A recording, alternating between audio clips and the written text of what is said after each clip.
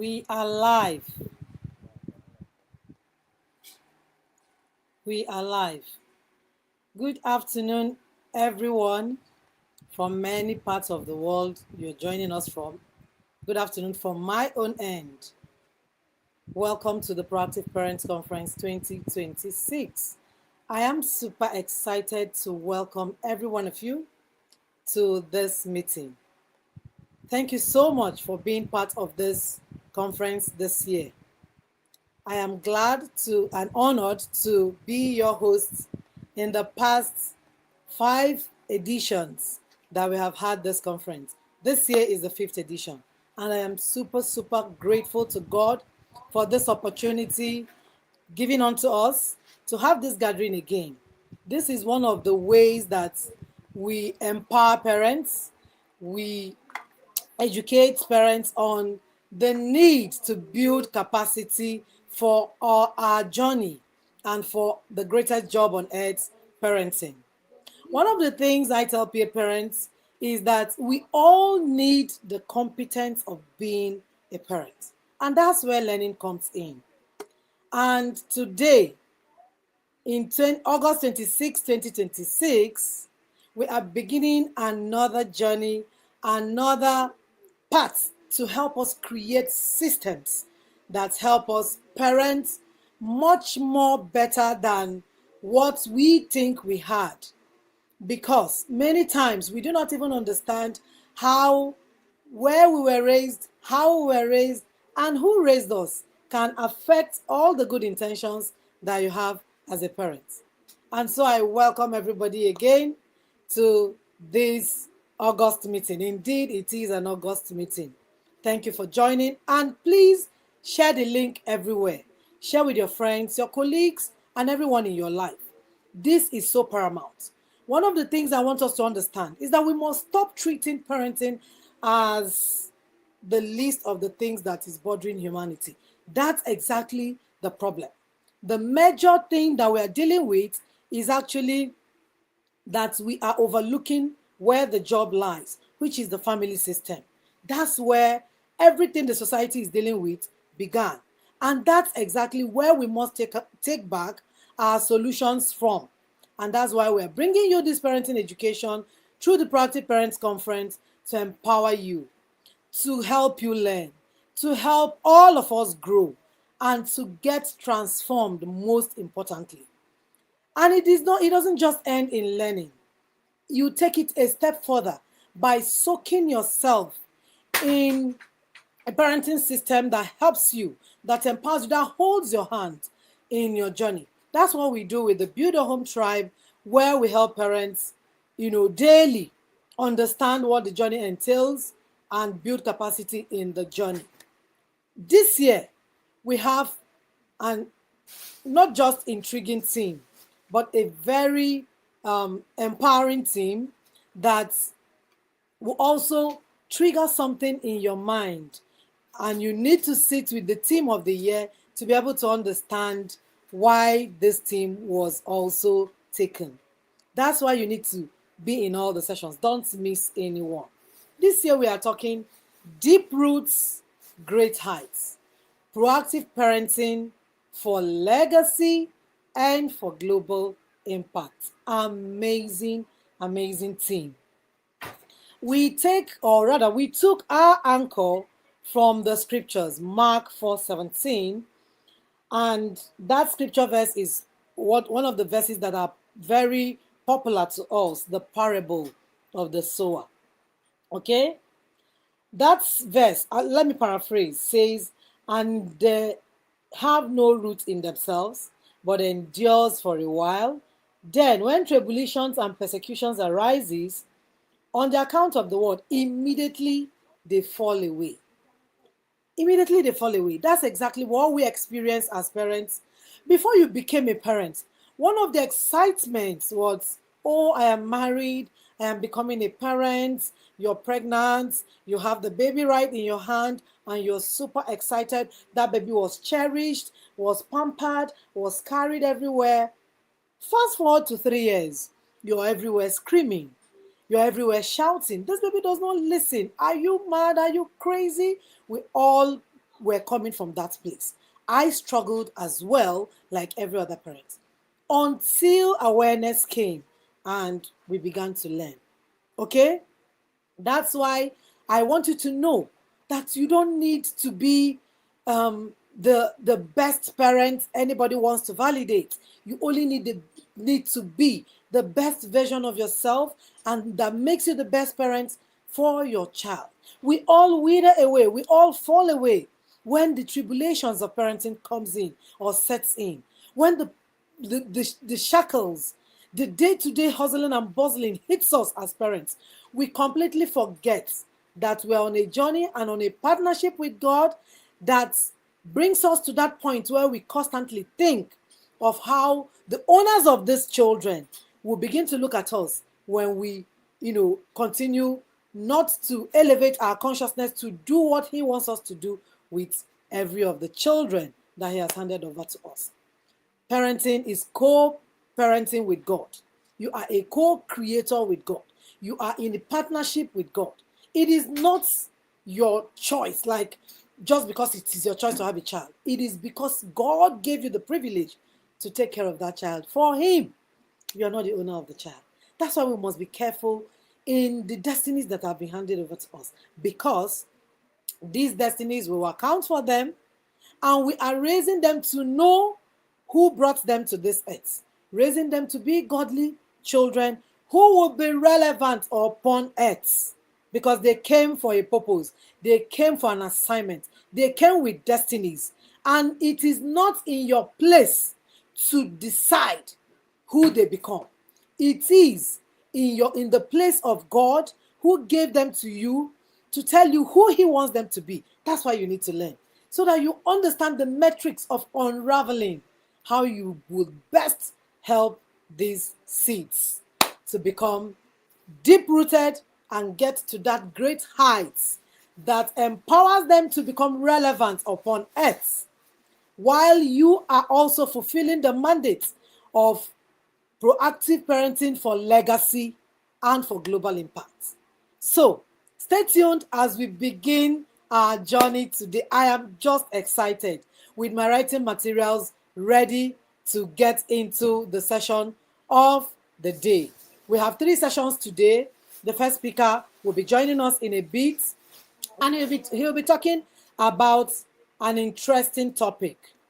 So if you have any man in your life you love, even the ones you don't love, just bring everybody. All of us need to be empowered. A husband, an uncle, a brother, your sons, every one of us needs this education for proactive parenting that brings legacy. Please invite all the male figure in your life. Let them be part of this session. The first speaker, in the person of Mr. Gideon Ohioze, will be joining us shortly. We will tell you a brief intro about Mr. Gideon Ohioze, and then we will leave the stage for him to take it up from there.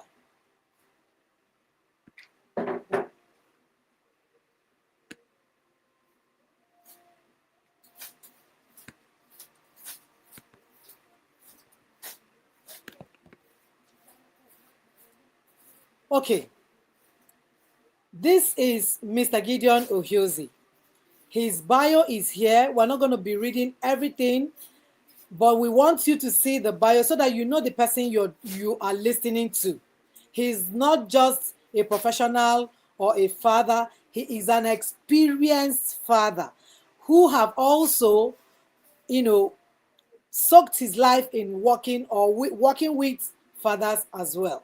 His bio shows everything about him, and we want you to know that you're listening to the right person who will empower every man in your life.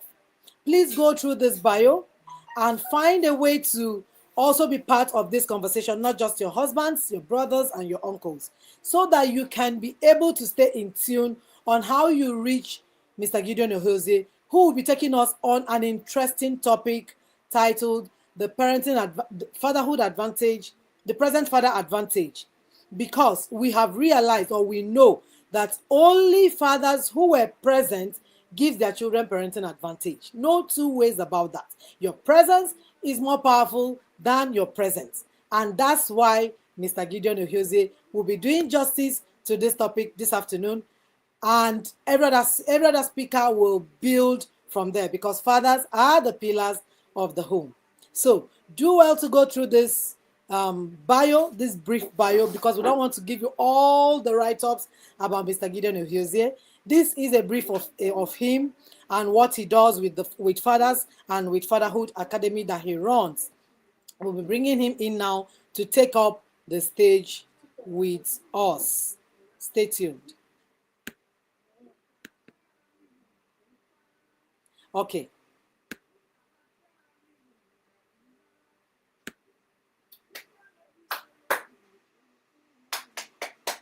Sorry about that. Our speaker, I don't know what happened, but he's off the stage again. We'll be bringing him in to make sure that he joins us immediately.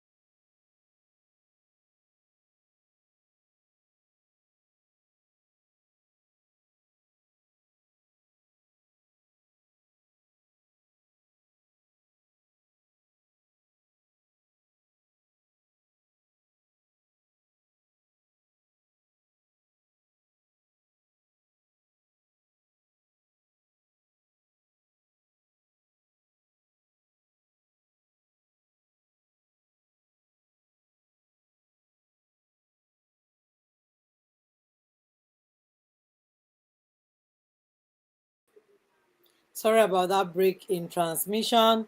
We wanted to find out, or we want to find out that what's happening with our background to know where our visitor is.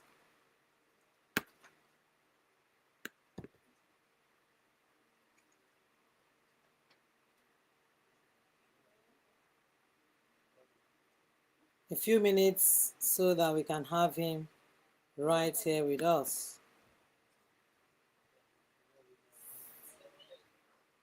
So while we wait for him, let's start sharing the link. Let's start sharing the link. Start inviting people in your groups, parents of young children, intending parents, your church groups, your colleagues, your friends, your family. Let's start inviting everyone to be part of us. Okay?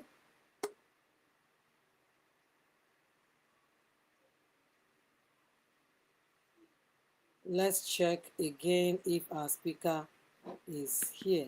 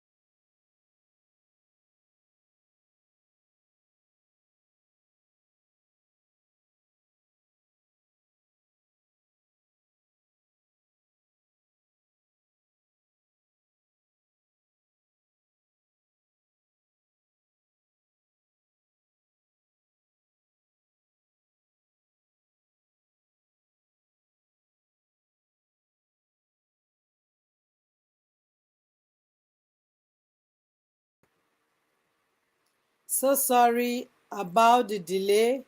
Our guest speaker is here but have a little technical issue. And in the next 1-2 minutes, he will be up here. Sorry about that. And give us a few minutes to get that resolved. He's at the background already, he's at the backstage, but he has some little technical issues with his microphone and he's coming up in the next few minutes. Sorry about that.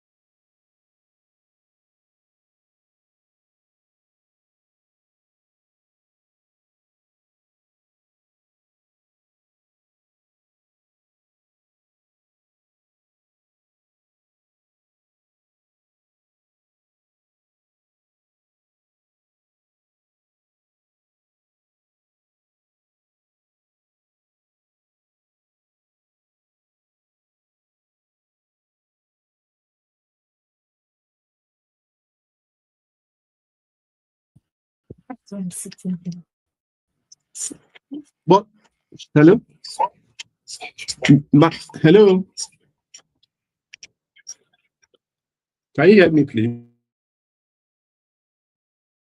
I've used the laptop. I've used the laptop. Can you see? I've used the laptop. It says I'm in the show. Everyone can see.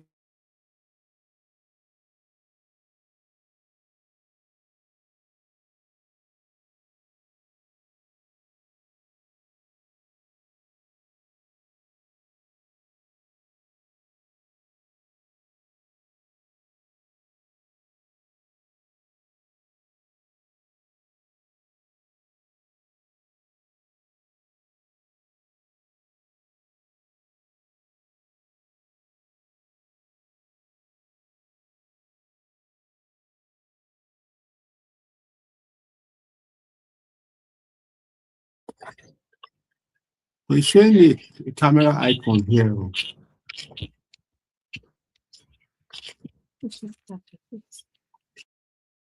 The same way you unmuted yourself.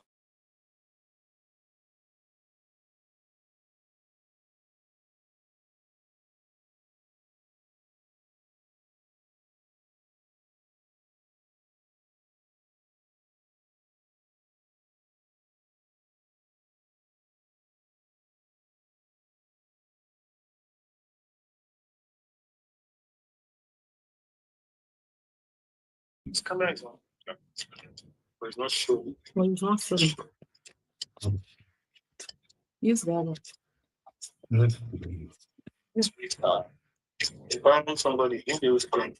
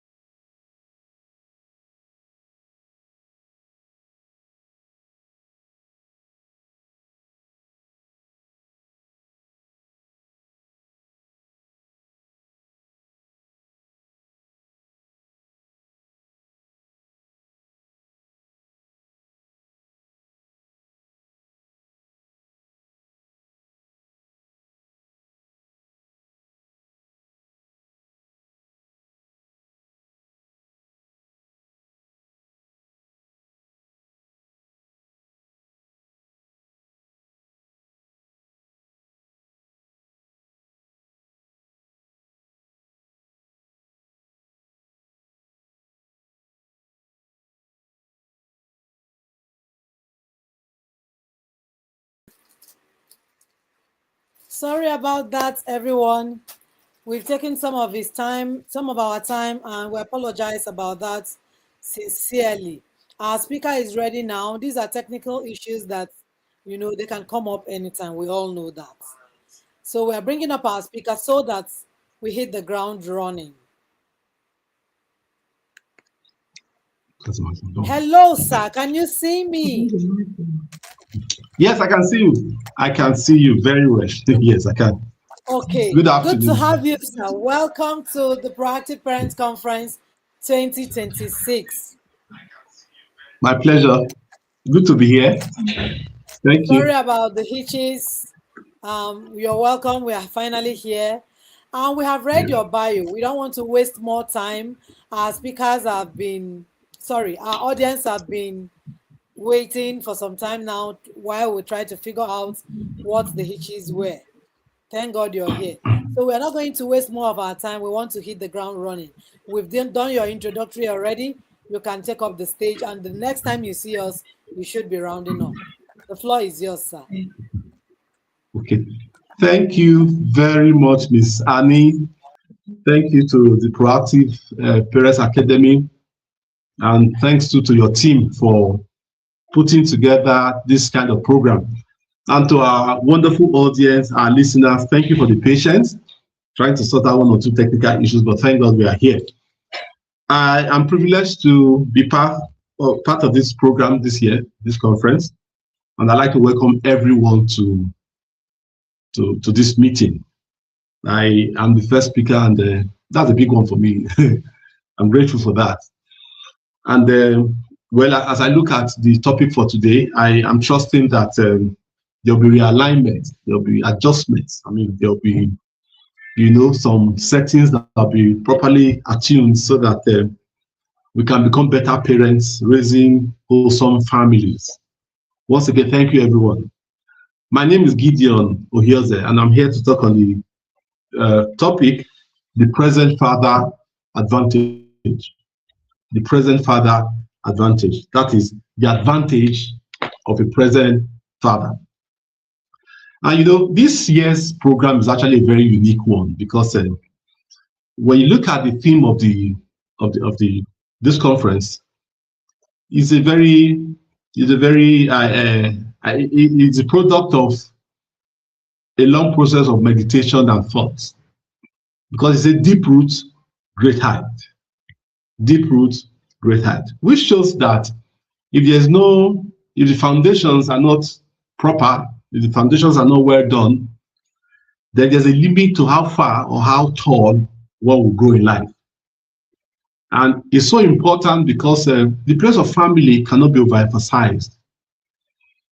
If our families do not get it right, then the society will continue to disintegrate.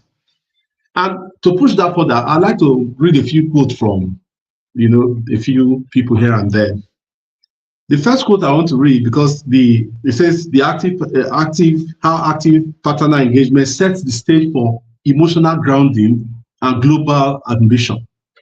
The first quote is by a woman we all know. She's late now, Mother Teresa. And she said, if you want to change the world, go home and love your family. I'll take that again. Mother Teresa told us that if you want to change the world, it says go home and change and love your family. Many of us want to be world changers, want to change the whole world, want to change everywhere, But Mother Teresa advises us, say, first go home and love your family. Now, the second quote is by a man called Andrew Stanley. Andrew Stanley tells us that your greatest contribution to the world may not be something you do, but someone you raise. I'll take it again. Your greatest contribution to the world may not be something you do, but someone you raise. And I'm talking to fathers, and I'm trusting that we are all following. Andrew Stanley tells us that our greatest contribution to this world, to humanity, may not be something we do, but may actually be someone we raise, our children. may be the greatest contribution to the world. You know, we live in an age where many things are judged by, it's a very materialistic age, you know. People are rated by how much they have, all of that. But the greatest resource on earth are humans. The greatest resource on earth are humans, and our children are humans. Imagine raising thoroughbred children who make global impact. Now, it doesn't mean that as fathers we just lay back and say, "Oh, my work is to just raise children who will be, who will be world changers." We can also aspire to be world changers. But this quote by understanding tells us primarily, our greatest contribution may not be in what we do, but in who we raise. Now, it says, before people admire the heights, some courage to invest in the foundation. Before people admire the heights, someone may have the courage to invest in the foundation. If you take a look around at the people we admire, the people we love, the people we look up to, if you look deeper, someone has painstakingly laid a foundation. And many times, foundations, of course, generally foundations are laid in the dark. Nobody sees where foundations are laid. So before people admire the height, you see a young man there who is well behaved, cultured. Before you admire that kind of life, someone must have the courage to invest in the foundation. And that's someone who has the courage to invest in the foundation, our parents, foundation of our children. So if we want our children to lead meaningful lives, be positive influences, attain great heights, then the foundations must be proper. The foundations must be unshaken. So, as fathers, I want to encourage us. I know we come back, we are faced with so many things. Schools are on holidays. They will resume in another 2 or 3 weeks. We have to pay fees. Many fathers are on the edge, thinking of how to raise money. Yes, it's good. And I pray God supplies our needs. But we must also understand that our children need us. Our children need us. Now, he says, who is a father? The father is the head of the family. I mean, this is basic. A father is the head of the family. And what is family? Family is the basic unit of society. Every society, every nation, every state, every village, every town is an aggregate of many families. And when people say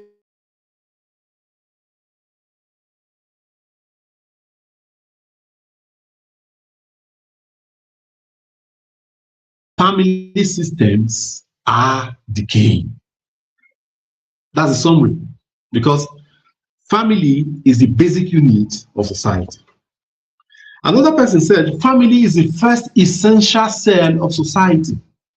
Family is the first essential cell of society. Family, first essential cell of society. First essential cell of society. And fathers are the heads of families. I mean, there's this man, I like this quote so much. He says that family is the nucleus of civilization. He said family is the nucleus of civilization. And what does it tell us? If fathers are the heads of families, it goes to show that the degree of civilization of any society, any people, any state, any nation is directly proportional to the quality of fatherhood. That's why as fathers, we cannot afford not to play our role well. Because the irony about fatherhood, is that we don't even have all the time to be there to raise our children. Our children leave home at 18. And if within that space we have not laid the proper foundation, then guess what? Society is always at the receiving end, like we can see. Family is so important. And I'm tempted to believe that scripture in Psalm 11 verse 3 that says, If the foundation be shaken, be destroyed, what can the righteous man do? I'm tempted to believe that family is that foundation. Yes, I believe it. You see what I say? If the foundations be destroyed, what can the righteous do? Now we have churches on every 100, 200 meters, there are churches. But our society is declining at a fast rate. What has happened? The foundations have been destroyed. If the foundations, if the family system is destroyed, what can the righteous man do? I don't know, wherever you live, if you turn around 360 degrees, there's a church, there's a house fellowship in the vicinity. I mean, just check a few distance, there's a house fellowship, there's a church. But guess what? We still live in an age when, of course, before you leave home this day, you have to pray. If you leave your phone somewhere, before you come back, I mean, if it's not your house, it can be missing. I need to ask, why is this disjointing? Why? How? Because the foundations are broken. You say, if the foundations are broken, what can the righteous man do? If we truly desire to see a society that is wholesome, a transformed society, a reformed society, guess where? We need to go back to the family system. Our fathers are the heads of families. Now, further to that, I'll just tell us what the responsibilities of fathers are, because this is another area where many of us have missed it. You know, a father is a provider. Yeah, that's what many of us know, associate fatherhood with. Fathers are providers. But I want us to understand that fatherhood goes beyond provision. Because if you don't understand the definition of a thing, you are bound to make a mess of it. And that's why we are where we are, you know. When the man loses his job, he's thrown out, he's irresponsible. But provision is just 30-35% of a father's responsibility. There are other things that are tied to fatherhood. So imagine, okay, now it says the fathers are the heads of families, right? On the head, we have the brain, the central nervous system that coordinates the whole body, right? On the head, we have the ears for hearing and for balance. On that same head, there are the eyes, right? There are the nostrils, the mouth, the tongue, one head. Now, if a man goes blind, that is, one function of the head becomes, the head is no longer able to perform one function. Would you cut the head off? The truth is, you won't cut the head, because if he goes blind, he still needs to eat, he needs his mouth, he still needs his ears. You understand? But for fathers, we don't understand that, like the physical head, we have different functions. So all we say fathers are providers, yes, but provision is not all there is about fatherhood. So many times when a man is no longer able to provide, what do? We cut off the head, saying that he's a responsible man. Now, when you cut off the head like that, let's say the eyes are the provision, let's say the mouth is the provision, something happens. What happens to the eyes, function of the eyes? What happens to the ears? What happens to the coordination of the body system? Now, these are some of the issues that have made our society stand on the edge, because we're actually at the tipping point. And if we don't come back, if we don't deliberately apply the brakes and pull ourselves back, we're walking on the edges of destruction. Now, we live in a system where there's so much insecurity. You know, before you leave home, you're scared, you want to travel, you pray, you want to do your pray. How did we get here? Failure of the family system. And if our societies must be revived, that same family system must be revived. And fathers are the heads of families. So if you're a father, you're listening to me, understand the role that you play, understand the position you occupy. Fatherhood is an office. And if you occupy an office you don't have an understanding of, you make a mess of the office. Yes, you make a mess of the office. Fathers are shepherds. And the Bible tells us that strike the shepherd and the sheep will scatter. There are many children who are scattered They may be going to good schools, they may look well fed, but guess what? The presence of a father, once is missing, something fundamental leaves a child's life. Imagine the central nervous system that's in the brain if something goes wrong with it. Imagine. A blind man still has the central nervous system functional, you understand? So imagine when we push fathers out, or even we as fathers will write ourselves off because we are not able to play just one role. What do we see in society? Why are we where we are? Children who are not properly coordinated from home. Now, by saying this, I'm not saying that fathers should draw back. So, okay, it's not just provide. Yeah, provide, we must provide. We have to provide. But beyond provision, fathers are guides. So you are a father, you are not just a provider, you are a guide. I'm telling us what the roles of fathers are. A father is a guide. A father brings inspiration. A father brings inspiration. Brings inspiration. A father guides, inspires. A father protects. A father protects physically, emotionally, spiritually. Fathers protect. Fathers protect. Fathers protect. Physically, psychologically, fathers protect. We live in an age where standards are declining. We can't tell good from bad any longer. The dividing line between good and bad has become generously blurred, significantly blurred and dim.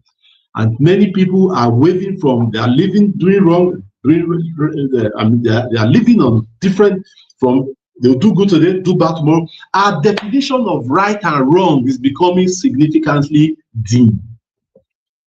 Fathers must point the way. Fathers must point the way. The instruction that a child gets from home forms the basis of his or her character many times.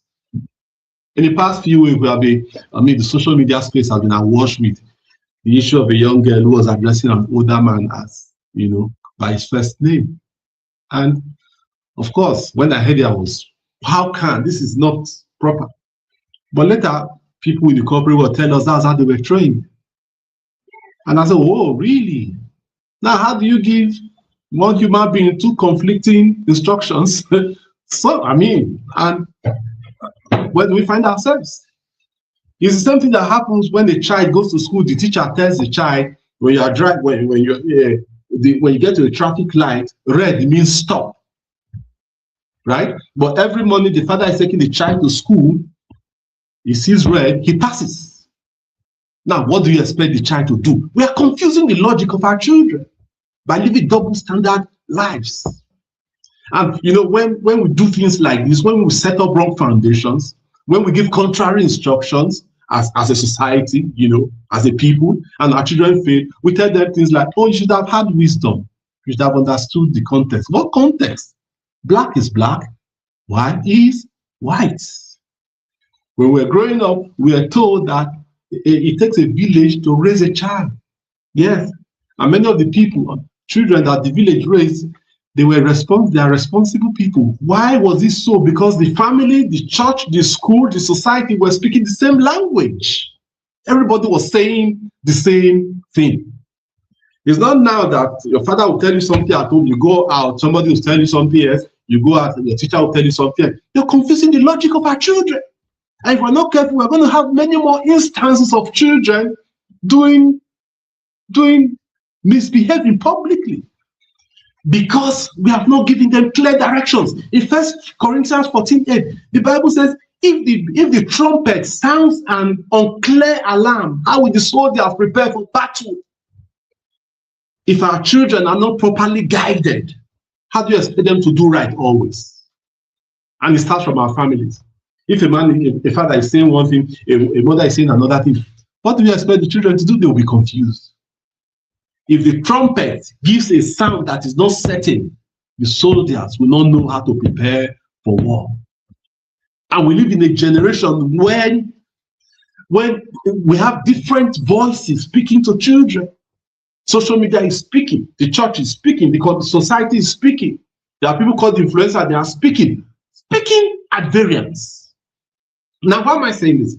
every father has a responsibility to ensure that they teach at home values, timeless values. Do everything you can to drive these values home, because out there is a confused one. So if you want to raise children who will stand the test of time, as fathers, we must understand that we are also guides.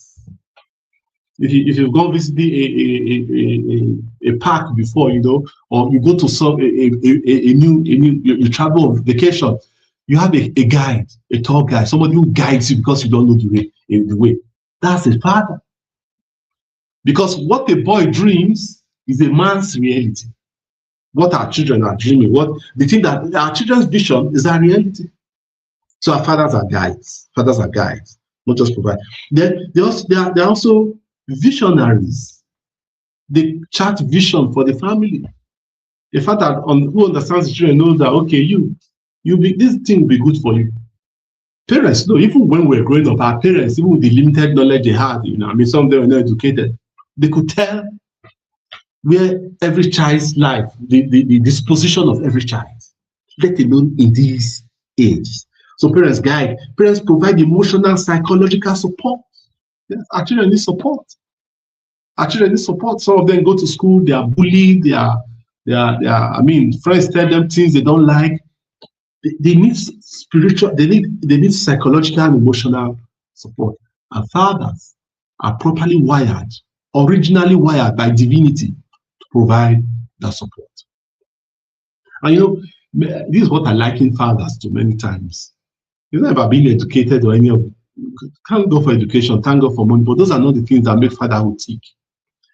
When you go to hospital, right, the healthcare ward, we're told that the milk that a woman produces, a nursing mother produces, the best food for a child. We've heard that, right? Now, it doesn't matter if that woman is educated, she's short, she's tall, she's fair, she's dark. The breast milk from a mother is the best nutrition for the child. In the same way, a father is the best guide that children can have. A father who is together, not you.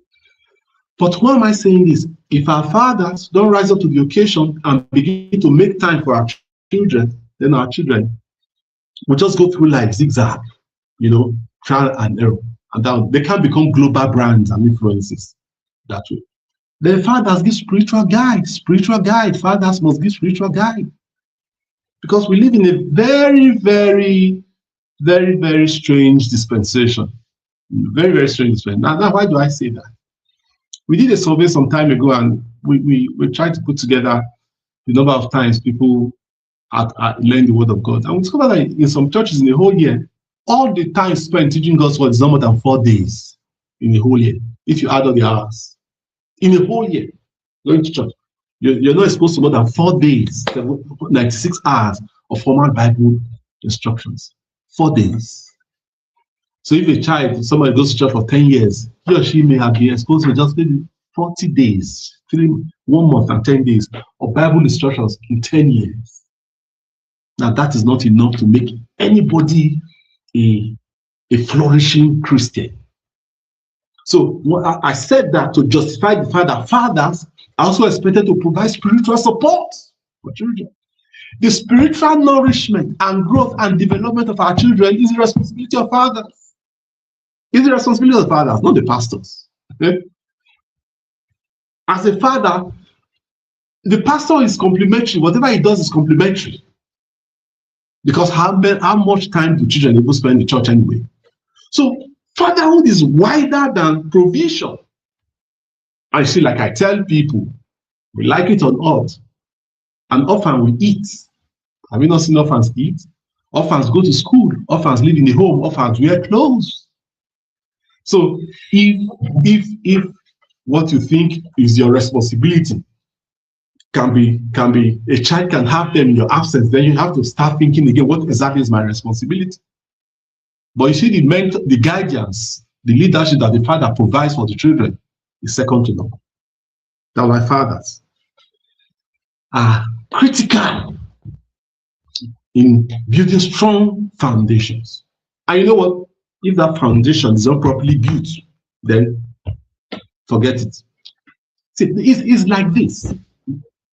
We have a small knowledge of how houses are built. Foundation is laid. Now, the real work is actually the foundation. If you do strong foundation, we have heard of stories of, a four-story building will not have the same foundation as a two-story building. A bungalow's foundation is not as deep as a one-story building. But guess what? We have heard of instances where some people dug a foundation for a two-story building and they put a three and a fourth story. What happened? At the end of the day, the foundations were destroyed, the buildings crumbled and innocent people died. That's what happens when we don't build strong foundations. When we build foundations that are not strong, guess what? Even when our children want to ascend to heights beyond that level of foundation, it's like a man who is rated beyond his competencies. They will make a mess of those opportunities. They will make a mess of those opportunities. So as fathers, we must understand that we are critical. We are the drivers of this foundation building process. And we must build. And how do we build? Number one, understand that fatherhood goes beyond provision. I've said that. This confusion with provision and all of that is also the reason why some women will say, we're hearing so many things about women say, I'm the one feeding my family, my husband doesn't have a job, this and this and this, he's living off me. Yes, as men, we are not even wired to live off people. Men are naturally leaders. We like to provide. But some men have found themselves in that unfortunate circumstance. They are not able to do that. But the truth remains that his work is not just provision. And I also want to appeal to our women. Yes, I know it's a burden. I know it is, yeah. But if you write off a man because he cannot provide, like I said before, it's like saying, oh, this person is blind. Only one function is disabled. What of the other functions, the guidance, the spiritual nourishment, what of the psychological support, what of the encouragement? Who provides the protection? Can you provide? Can you do that? You can't. Because you're not wired for them. At best, you can try, but you can't effectively do that as a woman. So understand that fatherhood goes beyond provision. I'm talking to fathers now. Your work is more than provision. Because even orphans are provided for. Motherless babies are provided for. So as a man, your work is more than provision. Then number two, prioritize family. Give family priority. Give family priority. Number two, give family priority. Yes. Balance is the salt of life. Balance is the salt of life. Where there's no balance, there'll be a breakdown in the system. Give family priority. We've heard the stories of, some time ago, a story was making the rounds on social media, there was this man, very good man. He loved his family, he had a good job, he was faithful to his wife, he sent his children to the best schools, this and this and that. Now he's 70, his wife and children, they have left him in Nigeria, he's staying alone, and some may begin to use it as, oh, okay, I'll take care of myself, I'll set some money apart, this and this and this and that. And I ask people, inside that very story, I can see what may have happened that made that man abandoned in old age. Many men, they can provide, but you see presence is not there. When the man sends his children to very good schools, they live in a big house, they have cars, they have money, all the children have the clothes, things they want. People think, oh, lovely, excellent. And those things are good. I'm not saying they're not good. But guess what? They may be missing out on one vital thing. Presence, the father's presence. If you have met, some of you listening, I'm sure you have worked at some levels of maybe government, private practice before. I'm sure you understand that there's a level you get to in either government or private practice that sucks in your time. And if you're not careful, you just be leaving for work. There are levels of engagement like that. Yeah. Think of people in the military, in the Air Force, Navy, police, some of the security people. Some of them are in those situations where they are really busy and occupied. And for some of them, they have become strange bedfellows to their children.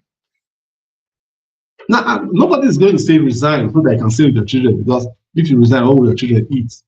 We can't even trust the psychology of the man who's not working. I mean, for a man not to have a job is something, does something bad to a man. But what we are saying is that prioritize family. Go to work, do your work, do the best you can, but ensure that whatever time you have with family is maximized. Yes, it's maximized. There's a course in the academy we call remote fatherhood. You know, what is remote fatherhood? The same way you have remote work. After COVID, we all now discover that you don't have to go to work physically every day and be there. You can work from home. People now work from home. People in Nigeria, they're working, for corporations abroad and all of that. So in the same way, if you find yourself in some circumstances, you can actually also practice remote fatherhood. You can keep in touch with your family even when you are not physically present with them. You can. But it comes from a mind that has prioritized family. Prioritize family. Because the truth is, at the end of the day, the only thing that will remain will be family. That's just the truth. The only thing that will remain will be family. So, yes, like that pathetic story of that old man, I'm asking fathers, please make time for your family. Sometimes some of us are so career driven. It's good to flourish in your career. It's good to flourish in business or balance. Make time for your children. I know the irony of life is that the older we get, people begin to cycle us out of relevance. Look at this instance. You are a civil servant, you have a very good job, you are a director, you are a PEMSEN. But once you are 60, that chapter of your life is gone. And for many who have been there, you notice that when you leave the service, all those people that, hey, Mr. This, Dr. That, hey, that people that took your time for fun, that you didn't recognize you had a family. Everybody will stop, the calls will stop. It's your birthday, maybe just 2 or 3 persons.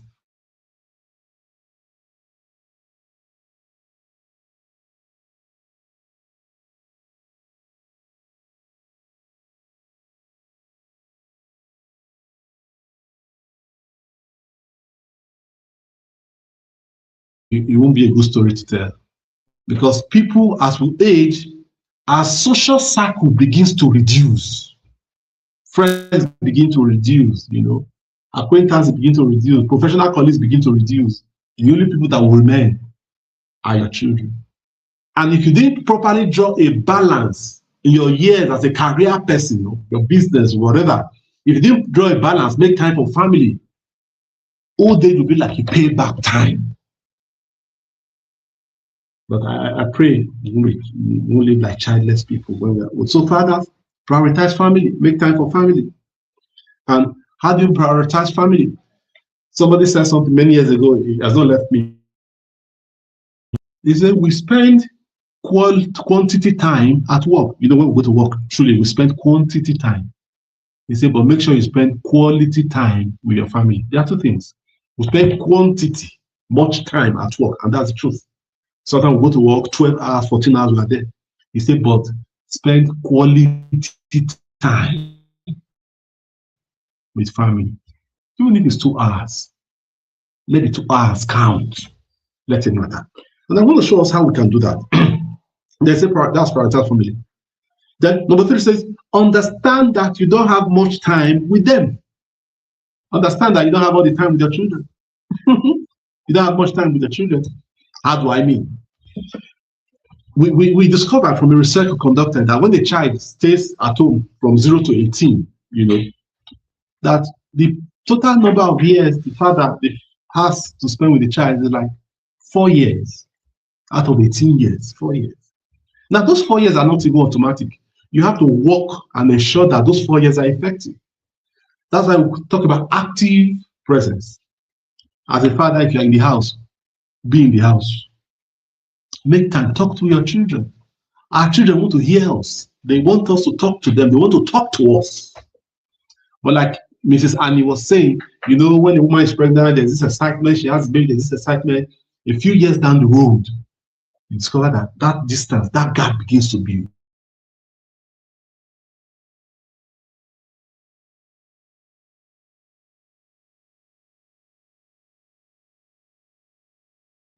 It is for the man. I'll tell you a short story in the Bible. We know David. David is one of the greatest men who ever lived. Such an amazing story. From a shepherd, God made him a king, the king of Israel. Unusual. God called him a man after his own heart. You know, if David had behaved himself, his throne would have I mean, would have had a lovely life. But guess what? David's first son was Amnon. He was the crown prince of Israel. Now we're talking about fatherhood presence for global, for global ambition, emotional grounding. Amnon was the first son of King David. He was the crown prince. He was next in line to become the king of Israel. Such an amazing opportunity, such a global appeal, such an opportunity that anybody would want. But guess what? A day came in the life of Amnon. He started liking his own sister. We're talking about fatherhood presence now. He started liking his own sister, half sister, Tamar. And according to the Bible stories, 2 Samuel 13, I think, Amnon kept reducing in size. He was going leaner and leaner, thinner and thinner. He was losing weight. The crown prince was losing weight. And guess what? We don't know for how long that lasted. Of course, emotional issues, because he loved Tamar. Tamar, he couldn't have her. He started losing weight. So what happened? David did not notice that his son Amnon was losing weight. Amnon's own mother did not notice that Amnon was losing weight.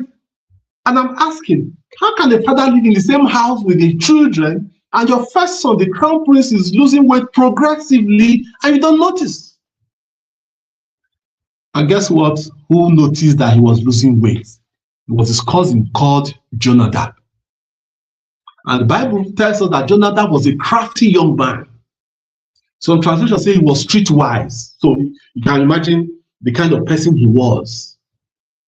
And guess what? Jonadab now told Amnon, crown prince, who has so much, who had a bright future laid ahead of him, laid in store for him. He told Amnon, what's the problem? Why are you growing lean? And he said, oh, I love my sister and all of that. And Amnon advised him to rape his sister. Now, if you thought they're adolescents and teenagers, young people, there's this age they get to, their emotions begin to run wild. So we may not even dare to even blame Amnon first for having such feelings. We can, but think about it. At that age, emotions can run wild. But if he had proper guidance from his father, Amnon would not have ended up raping his half sister. That's what I'm saying. And the greater question is, how could a crown prince progressively grow thinner and thinner under the noses of his father and his mother, and they didn't recognize? And you know the irony of life? Today, the same pattern is playing out. Our children are developing habits under our noses. You understand? Your teenage daughter needs your guidance. Your son is on he needs a man to talk to. You're not present. The people who are present are the Jonadabs of this world, who are streetwise. They are the streetwise people. They are the crafty guys. They are the ones our children have time to confide in, because we are sitting on our big thrones like David, and we don't even know what's happening to our children. We're too concerned about, oh, I'm the king, I'm managing Israel. We can't even micromanage our families. I guess that's what Mother Teresa, I don't know, I may have why he said, if you want to change the world, first go home and love your family. So fathers, let us be present. Let our eyes be opened as men. You should know when your children are not happy. You should know when your spouse is not happy. And we don't have time to talk about the story of David and all that, but it was so pathetic that David Amnon raped the sister, and we're told that David heard that he was not happy. He was just angry. He didn't do anything. So what happened? A few years later, Tamar's own brother, they waited and waited. David didn't do anything. He was present, but he wasn't present. Some people say he did like day. You see, there's problem in the home, a father's responsibility is to come and say, look, guys, let's say what happened. You are wrong, you are right. Don't do that again, or atone. But David didn't do anything. And it continued to the extent that when Tamar's brother called Absalom saw that nothing was happening. I mean, the sister had just been raped, just like that. Nothing was going to happen to Amnon. I can imagine they continue to see Amnon frolicking around with girls. He was the crown prince. And he told himself, I'm going to get vengeance for my sister. And guess what? That's what happens when fathers are not present. When fathers downplay their responsibilities, they how do I say that? They give their responsibilities unconsciously, unknowingly. The other people take over what fathers should do. A father is a judge. And when a judge actually sits on his throne, he judges a father will judge with wisdom, with love, with care, with concern. But when Absalom wanted to judge that matter, guess what? He went for the veins, he went for the neck of Amnon. 2 years later, Absalom organized the killing of Amnon. But guess what? The day that Absalom he got people to kill Amnon, guess what? The same Jonadab who counseled Amnon to rape Tamar was the same Jonadab that went to meet King David and said, King David, because initial news was that all the king's children had died. It was the same person that went to meet the king and said, King, you don't mind them, it's only Absalom, only Amnon that has died. And he said something. He said, Absalom has hated Amnon from the day he raped his sister, and has had this plan in mind. So for 2 whole years, I can imagine Absalom and Amnon were at loggerheads. They were not talking. And David was not present enough to understand, to see that these my 2 sons, the first and the third son, were at loggerheads. They were not talking. And that's what happened to many fathers. Your children are in your home. Your wife is in your house. They are not happy. Something is not right. A house help is maltreating one of your children. Also, a child or your wife is maltreating the house help. You are too busy being a king, that you cannot even see that your home is breaking apart. So at the end of the day, what did we find? David's family, was disintegrating in bits and pieces because a father was physically present, but he was emotionally absent. So as fathers, I want to challenge us. Let us be at home. School is going to resume. Check your children's books when they come back from school. Do school runs if you can. Talk with them. Watch, when the small time you have, watch a TV program with them. If you can, take them out, tell them stories. Sometimes when I think of how we grew up, as adults, our parents seem to have done a better job than most of us parents are doing today. Because they knew next to nothing about, there were no parenting academies. There were no fatherhood academies. Nobody was telling them how to be father. But with the little or nothing they knew, some of them were amazing parents. But where are we? We must do better because we know better. So as fathers, we must be present for our children. And what's the advantage? When the father is present, children are properly guided. Children are properly guided. They say a father is a son's first hero. Yeah, a father is a son's first hero. You'll be amazed how many things people do to please their parents, to please their fathers. You'll be amazed. A father is a son's first hero. He's a daughter's first love. He's a daughter's first love. And a father is a standard against which, again, we measure other men. As a round-off, I want to appeal to my fellow father. You are doing an amazing job. I'm a father. I know what it means to be a father. I understand the financial struggles. I understand the all that we have to do to keep up with family. But as fathers, I want to encourage us. I want to conclude with this. If you work so hard as a man to provide for your children and you are not present in their lives, you are like a man who is winking at a woman in the dark. When you wink at a woman in the dark, you are the only one who knows what you are doing. The woman doesn't see you. And so work done is zero. And many times, that's the reason men struggle, men work, do so much, to provide for children. And tomorrow, guess what? The children say he was never there because they didn't understand that all the time he was away, he was actually for them. So as fathers, I want to encourage us. Provide, we have to provide, but also ensure that you are present in the lives of your family. Because great foundation today lead to great highs tomorrow. Thank you so much. Thank you.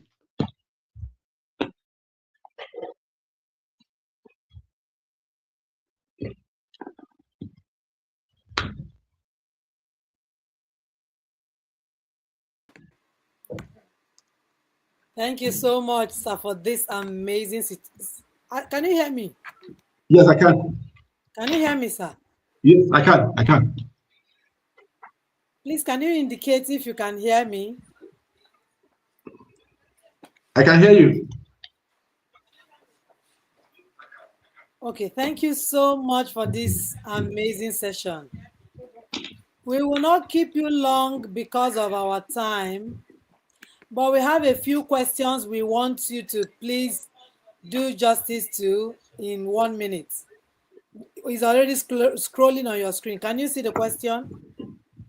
Please read this for If a me. father is nonchalant about teaching and driving values at home, even when the wife have done everything to get him on board, what is the fate of the children? The wife does all the teaching. In one word, can you give us an answer to this? The fate of the children. Yeah, I mean, they said in science, they said to every rule there are exceptions. If I've actually Can come you still across hear situations me? where, hello, can you hear me? Hello, can you hear me, please? I can hear you. I can hear you. If a father is nonchalant about, raising, teaching values at home, let the woman do the best that she can and pray, and God will help her and the children. That's all.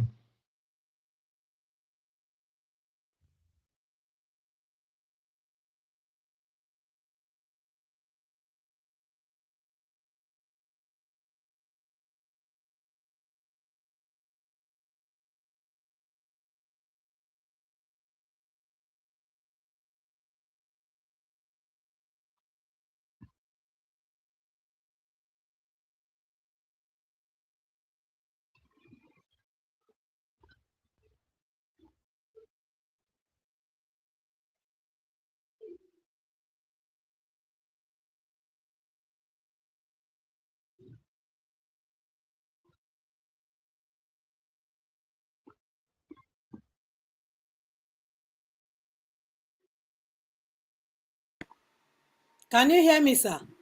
Yes, I can hear you. I can hear you. Okay.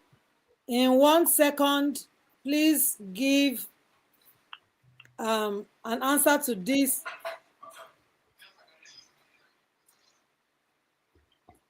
Okay, in 1 second, please give an answer to the last question. I'm trying to What's the see. question, please? I wasn't hearing you. I don't know if you have answered the first one. You are finished with the first one. Yes, the first one. I finished with the first one. Okay, yes, you're done with the Yes. first one. Yes, you're done with the first one. Um, okay, you have been thanked for it. Okay. I'm struggling to get the other question because this one seem not to be the first.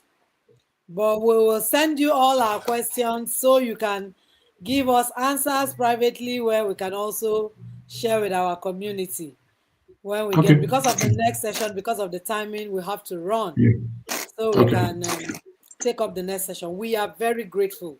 Thank you so much for your presence and your impact.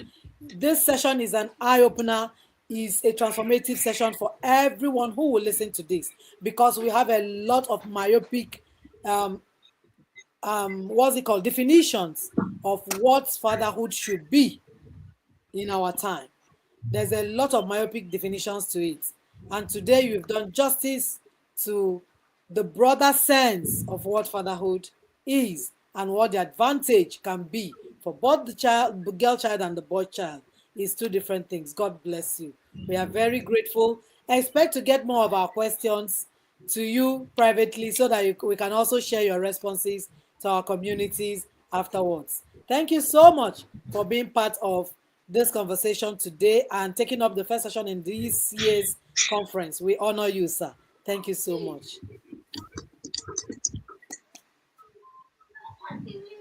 Thank you.